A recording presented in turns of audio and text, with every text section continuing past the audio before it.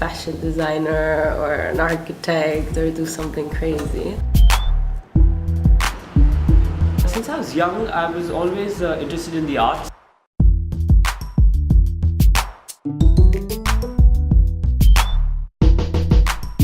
We've been working on this video conference since a couple of months now. It's been almost 3 months, I think. And there was a lot of thought and effort that went into planning it.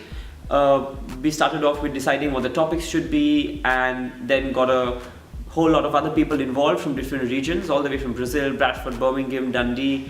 So it's been a great process actually. It's been a great learning process, and to just be at the back end and actually see how you can make things happen with the use of technology.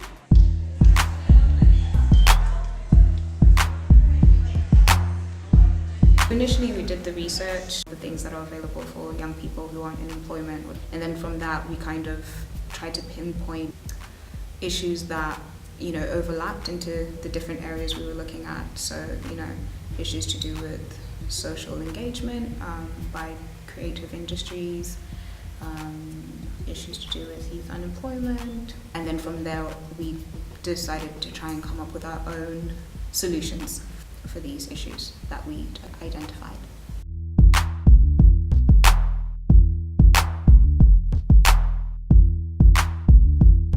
Our idea, first, the problem we're tackling is networking. How do you get out there into the industry? So we thought about creating an app where the job seeker can create a profile, also designers and studio practices.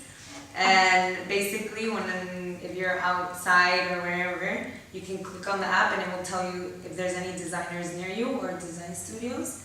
And if the notification comes up that, I don't know, maybe 10 meters away there's a design practice, you can click on it and it will pop out all the information of the design practice, so projects they have worked on, the themes they work with.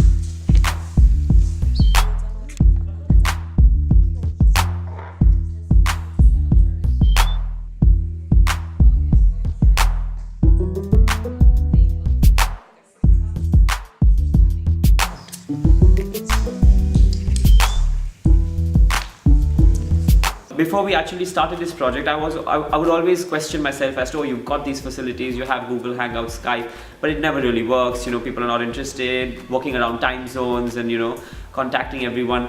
But we've come a long way. It's worked, and we've done our 2 video conferences, and there's some great content that's come out of it. Because some of the things that we discussed, especially with working in entrepreneurship and the business skills that young artists and people in the design stream need, were quite relevant, and most of us were on the same platform, and we were discussing about the same issues that all of us faced. Hi, my name is Sanjay, and I'm going to talk a little bit about the solutions to the problems that we've just mentioned. So one of the solutions to tackle, let's say, for example, high unemployment, would be for young people to gain work experience that is paid, and that is not just something that they need to do because the school has told them to do. Something that they want to do, and something that benefits, that is good for both the organisation and the young person as well.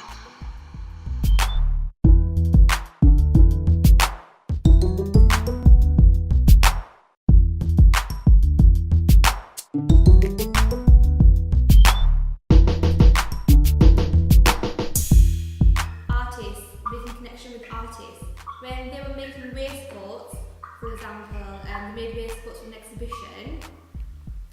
If that's something that I wanted to go into, like tailoring, I would approach the lady that they made the waistcoats with, because she's quite well known, she's done dressmaking, she knows the ins and outs of how that industry works, how the fashion industry works. And there's another lady in particular we worked with, and she makes costumes for theatre productions, and it's something that's quite different, quite unique, and you increase your recognition by doing that, and by volunteering with people, you get recommended for work.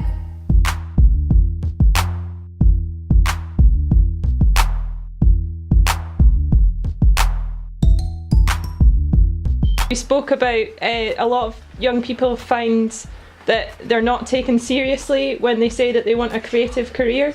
So places like that normally should give good advice, for example, careers advisors or people at college or the job centre, know very little about creative industry.